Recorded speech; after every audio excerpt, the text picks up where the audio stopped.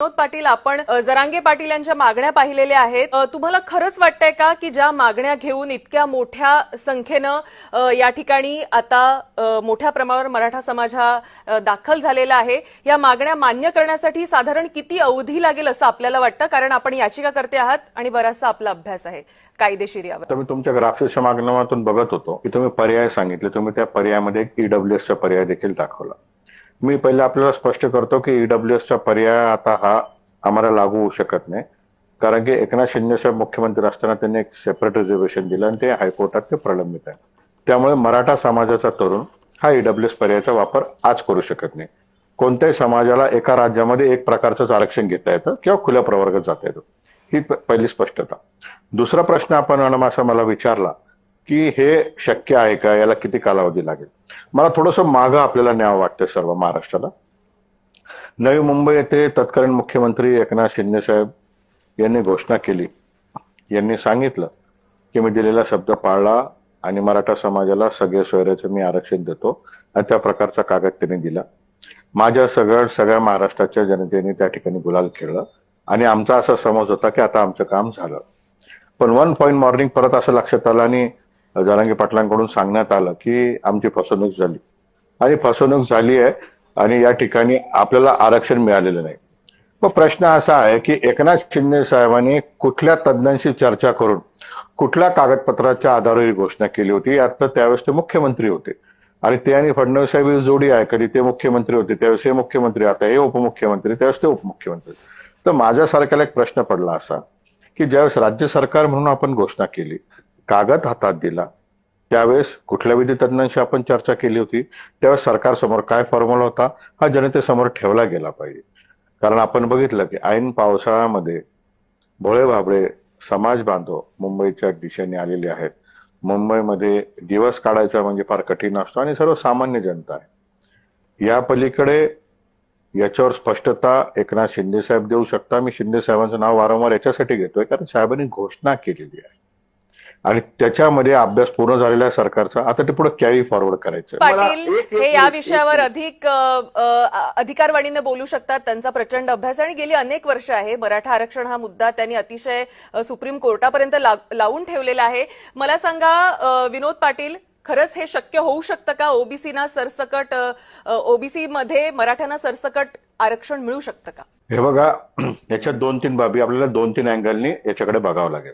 सर्वप्रथम अँगल काय आहे की मराठा समाज हा विदर्भामध्ये कोणमी मराठा म्हणून ओबीसी मध्ये आहे, संपूर्ण विदर्भामध्ये. उत्तर महाराष्ट्रामध्ये धुळे, नंदुरबार, जळगाव, नाशिक आणि अहमदनगरच्या काही भागामध्ये मराठा समाज हा कोणमी मराठा म्हणून ऑलरेडी ओबीसी मध्ये आहे. प्रश्न कुठला प्रलंबित आहे आता की मराठवाड्यामध्ये जे काही 7 जिल्हे आहेत त्या 7 जिल्ह्यामध्ये लोकसंख्या कमी जास्त असल्या कारणाने आमच्याकडे 72 तालुक्यामध्ये जी लोकसंख्या मराठा समाजाची ती प्लस मायनस आहे. या एरियाचाच मराठा समाज हा कोणमी मराठा म्हणून याच्यात समाविष्ट झालेला नाही, तो बाजूला पडलेला आहे. काही नोंदी सापडल्या त्याप्रमाणे त्यांना ते सर्टिफिकेट मिळालं. हाके साहेबांनी जो प्रश्न विचारला की ऑलरेडी त्या ठिकाणी एका बॉक्समध्ये प्रचंड गर्दी आहे आणि त्या गर्दीमध्ये मराठा समाज आला तर तिथला जो काही घटक आहे तो डिस्टर्ब होईल का?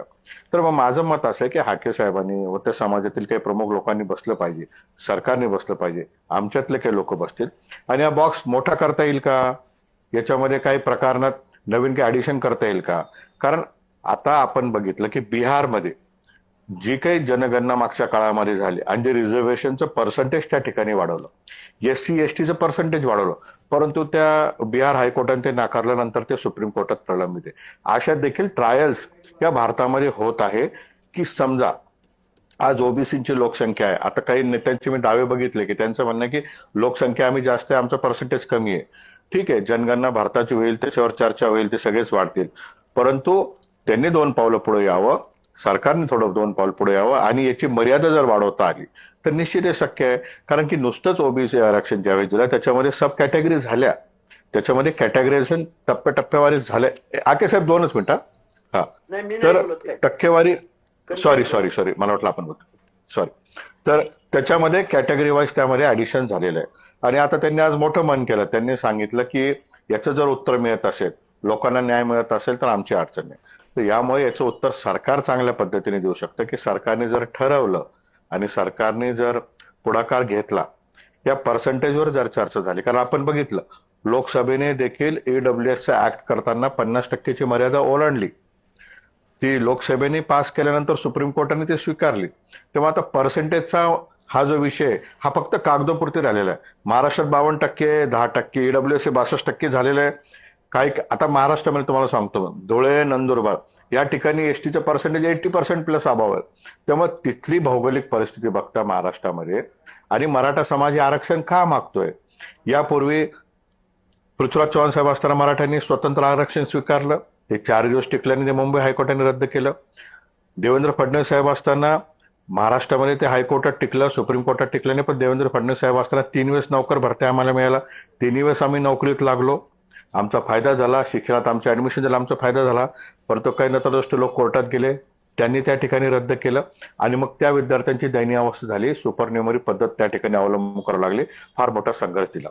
त्यामुळे मराठा समाजाच्या विद्यार्थ्यांची काय आज मानसिकता आहे की मराठा समाजाच्या विद्यार्थ्यांची मानसिकता आहे की आम्हाला शिक्षण आणि नोकरीमध्ये आपल्याला कुठला ना कुठला एक पर्याय असला पाहिजे. मी परत एकदा स्पष्ट करतो, आम्ही ज्यावेळेस रस्त्याची लढाई सुरू केली 2 उद्देशाने केली होती. एक, कोपर्डीच्या भगिनीवर अत्याचार झाला, समाज हा सुरक्षित राहिला पाहिजे. आणि नंबर 2 की जो विद्यार्थी मागासलेला आहे त्याला शिक्षणाचा अधिकार मिळाला पाहिजे. तेव्हा मराठा समाज असा कोणाच्या विरोधात नाही, फक्त समाज काय सांगू इच्छितो की आम्ही 3 वेळेस वेगळं आरक्षण स्वीकारलं, ते टिकलं नाही. आणि परत एक प्रश्न उपस्थित राहतो की ते आरक्षण स्वतंत्र आम्ही घेतलं होतं, 2-3 वर्ष मिळालं, मग का लोक कोर्टात गेले आणि का त्यांनी सांगितलं. आज जी भाषा सगळे करताय की तुम्हाला स्वतंत्र दिलं गेलं, स्वतंत्र स्वीकारलं होतं, स्वीकारल्यानंतर कोर्टात काही आता मंडळी तेच स्वतंत्र खेळले. ज्यावेळी स्वीकारलं गेलेलं आहे विनोद पाटीलजी, त्यावेळी पुन्हा तो बॉक्स मोठा करून आपण त्याच्यामध्ये आपल्याला समाविष्ट करून घ्यावं ही एक भूमिका नक्कीच आहे. मात्र ती सगळ्याच मराठ्यांना मान्य होईल का किंवा सगळ्याच रिजन मधल्या, हे देखील पाहणं तितकंच महत्वाचं आहे. अतिशय महत्वाचा मुद्दा तुम्ही या ठिकाणी उपस्थित जाते. विनोद पाटील, आधी तुमच्याकडे जाते कारण त्यांनी काउंटर केलेले तुम्हाला तुमच्या मुद्द्याला, आणि नंतर मी आबासाहेब पाटील यांच्याकडे जाते. आणि वीरेंद्र पवार आपल्यासोबत जोडले गेलेले आहेत. काही टेक्निकल कारणामुळे त्यांचा आवाज आपल्यापर्यंत पोहोचत नाहीये, पण त्यांचे सहकारी अमोल जाधवराव आपल्यासोबत आहेत, त्यांच्याशी देखील आपण या संदर्भात संवाद साधू. पण सर्वात आधी विनोद पाटील. सर्वप्रथम मी स्पष्ट करतो, कुठल्याही न्यायालयाचा आम्ही अनादर करू शकत नाही आणि कोणताही भारतीय नागरिक न्यायालयाच्या विरोधात बोलू शकत नाही. मी काय म्हणालो की एक हायकोर्ट स्वीकारतात, सुप्रीम कोर्टामध्ये पार्टली रिपोर्ट स्वीकारला जातो. हाके सर, तुम्ही अभ्यासू आहात, मला फक्त एवढं आपल्याला सांगायचं की last order is in force सुरुवातीच्या 5 आयोगांनी नाकारला असेल आणि शेवटचा जो आयोग, कुठल्याही देशामध्ये घटनेमध्ये last order is in force, शेवटचा आदेश काय आहे, तर शेवटचा आदेश आहे की मराठा समाज हा मागासलेला आहे, हे स्पष्ट आहे. त्या आधारावर इम्पिरियल डेटा जमा झाला आणि रिझर्वेशन दिलं आणि ते विधानसभेने पारित केलं. विधानसभेला तो अधिकार आहे, ते आता न्यायप्रविष्ट आहे. मराठा समाज मागासलेला नाही याच्यावर आता चर्चाच होऊ शकत नाही, कारण सरकारने गठीत केलेला आयोग हे सर्टिफाईड करतंय मराठा समाजाला मागासलेलेपणा आहे म्हणून.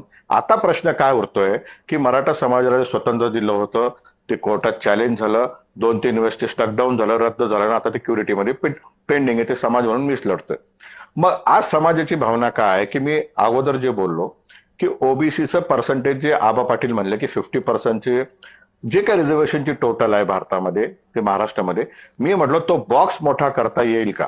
50%ची मर्यादा जर वाढवली आणि त्यामध्ये जर समाविष्ट केलं तर मराठा समाजाला टेक्निकली समाविष्ट करता येईल, जर ती मर्यादा वाढवली तर.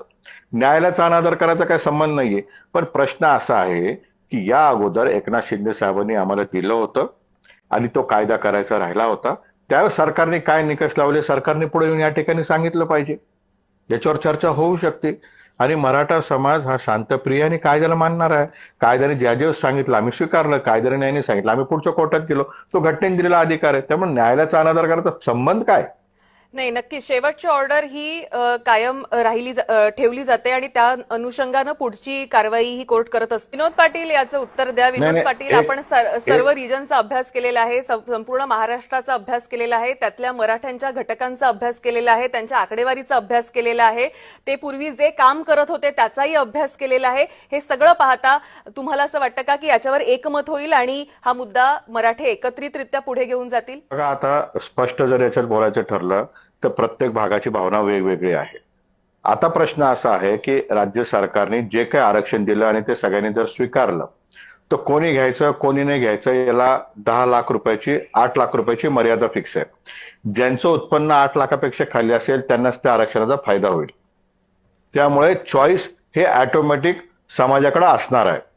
समजा उद्या मला घ्यायचंय आणि मी 8 लाखाच्या उत्पन्नाच्या पलीकडे आहे तर मी घेऊच शकत नाही.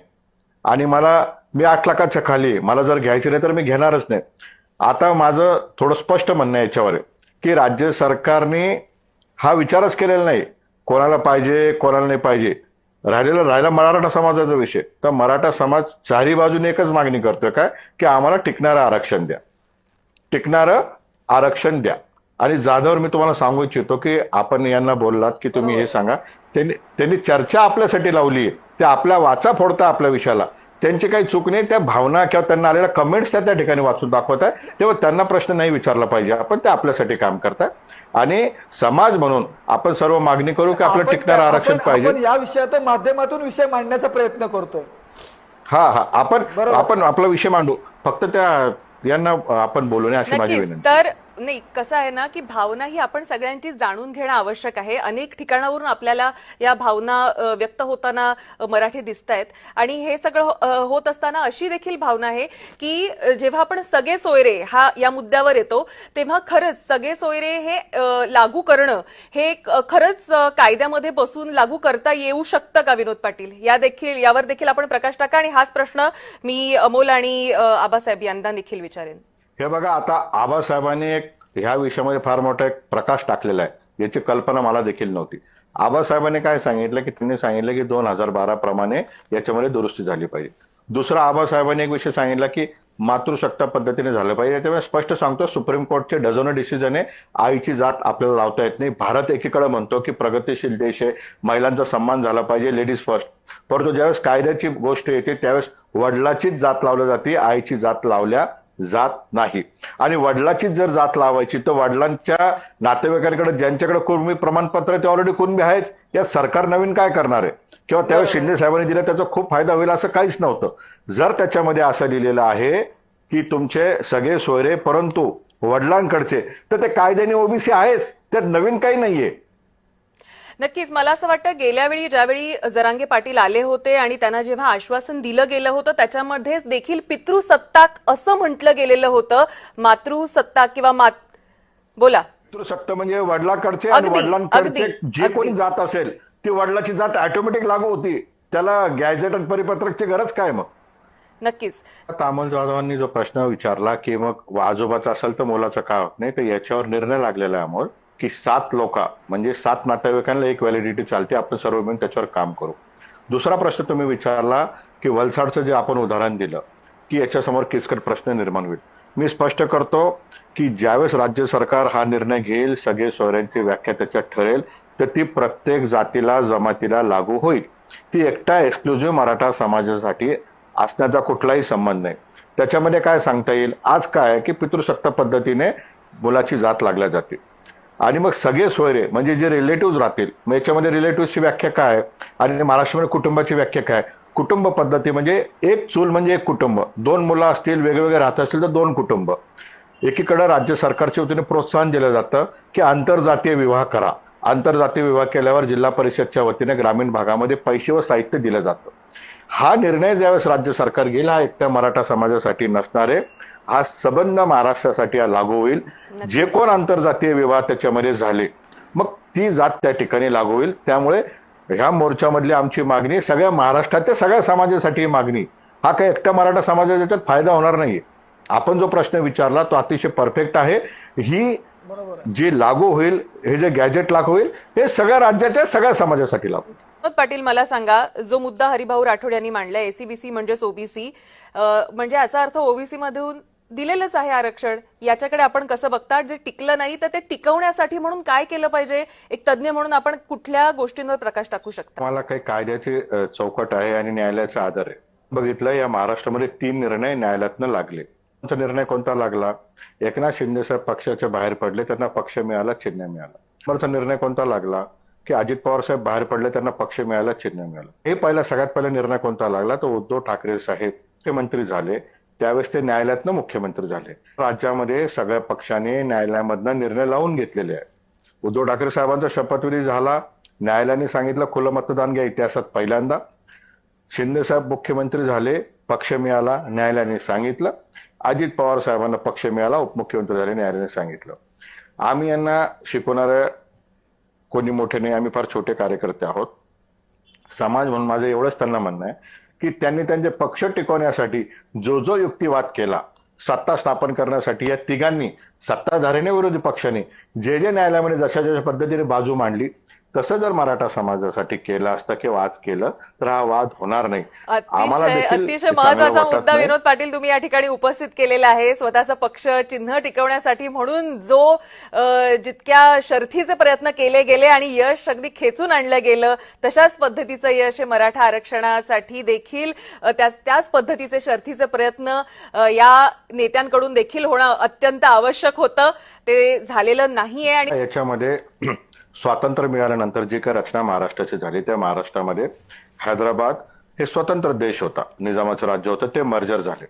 त्यावेळेस करार झाला की तिकडच्या सवलती तुम्हाला ह्या देशामध्ये, महाराष्ट्रामध्ये, भारतामध्ये आल्यानंतर मिळेल. जसं आबासाहेबांनी सांगितलं की शाहू महाराज यांच्या वेळेस गॅजेट हे एक्झाम्पल असू शकता की ऑलरेडी मराठ्यांना सवलती मिळत होत्या, पण कालांतराने त्या खंडित झाल्या. जर त्या रिस्टार्ट करायचं तर याचे एक्झाम्पल्स त्या ठिकाणी घेतले जाऊ शकतात. आता व्याख्या काय आहे रिझर्वेशनची व्याख्या आता स्पष्ट करून देण्यात आलेली आहे. त्या मराठा समाज मागासलेला आहे किंवा कोणताही समाज मागासलेला आहे याची प्रोसेस झाली पाहिजे. आयोग नेमला गेला पाहिजे. आयोगाने डेटा जमा करायचा आणि त्याच्यावर स्वतःचे फाइंडिंग द्यायचं. फाइंडिंग स्टेट गव्हर्नमेंटने एक्सेप्ट करायचं आणि स्टेट गव्हर्नमेंटने एक्सेप्ट केल्यानंतर त्याला ऑर्डिनन्स कडून त्याला कायद्यामध्ये रूपांतर करायचं. आणि एखादी कास्ट तुम्हाला याच्यामध्ये ऍड करायची असेल तर त्याचा बेस द्यावा लागतो की आम्ही ह्या आयोगाचा रिपोर्ट घेतला आणि ह्या आयोगाप्रमाणे हे मागासलेले वाटतं आणि म्हणून त्यांना ही फॅसिलिटीज आम्ही त्या ठिकाणी देतो. हे जुने जे गॅजेट्स आहेत याचा सहारा आम्ही डिस्कंटिन्यू झालो याच्यासाठी होईल. आम्हाला जर ऍड करायचं तर त्याची प्रोसेस यांना आम्ही मर्ज करतोय, ह्या रिपोर्ट आधारे मर्ज करतोय. हा कॅबिनेटचा निर्णय आणि त्यानंतर 6 महिन्याच्या आत येणाऱ्या अधिवेशनामध्ये त्याला त्या ठिकाणी कायदा करावा लागेल. या दोन्ही गोष्टी टोटली वेगळ्या आहेत. आणि अर्थात सगळे सोयरे याविषयी एक शेवटचं मत कार्यक्रमाच्या शेवटी असं आहे, मी परत सांगतो की सगळे सोयरे म्हणजे वडील आणि वडिलांकडचे जे नातेवाईक आहे ते कोणत्याही समाजाचे असतील तर त्यांना फार डिफिकल्ट जात नाही. 1967 पूर्वीचा पुरावा हा कोणत्याही जातीचा असो, त्यांना 67 पूर्वीचा पुरावा, रहिवासी पुरावा किंवा महसुली पुरावा असेल, त्याच्यामध्ये सगळ्यांना महसूल हे कॅप आहे किंवा महसुली की आहे. महसुली पुरावा देऊ तर आपण त्याच्यासाठी इलिजिबल होऊ. सगळे सोयऱ्यांचा जो विषय आहे, इथं प्रश्न काय आहे की सगळे सोयरे जसं आबा म्हणतात त्यांनी दिलं, पण आम्हाला माताकडचा म्हणजे आईंकडचा रिलेटिव्हला बेनिफिट होत नाही, वडिलांकडचं तर तसंही होणार आहे. 67 पूर्वीचा पुरावा नसला तर तलाट्याने जर पंचनामा केला आणि गृह चौकशी अहवाल आला. पण जरांगे पाटलांची तीच मूळ मागणी आहे की आई म्हणजे मातृसत्ताक पद्धतीनं त्याकडे पाहिलं जावं आणि त्यानुसार सगळे सोयऱ्याचं इन्क्लुजन केलं जावं.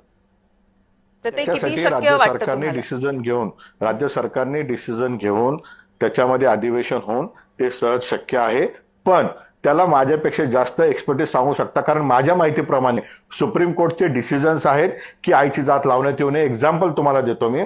इथे विमलते मुंदडा होत्या, स्वर्गीय विमलते मुंदडा मंत्री होते महाराष्ट्रांचा. चिरंजीव आहे अक्षय मुंदडा, त्यांनी हा प्रयत्न केला होता, परंतु त्यांना आईची जात लावायची परवानगी दिली नाही. पण त्यांच्या मिसेस नमिताताई ह्या ठिकाणी विधानसभा सदस्य. अशी ढेर सारे एक्झाम्पल्स महाराष्ट्रामध्ये आहे की ज्यांना आईची जातीची परवानगी मिळाली नाही आणि त्यांना वडिलांकडचं सर्टिफिकेट घ्यावं लागलं. हे कोर्टाचा निर्णय, हा शेवटचा निर्णय कोर्टाचा आज अस्तित्वात आहे. धन्यवाद विनोद पाटील जी.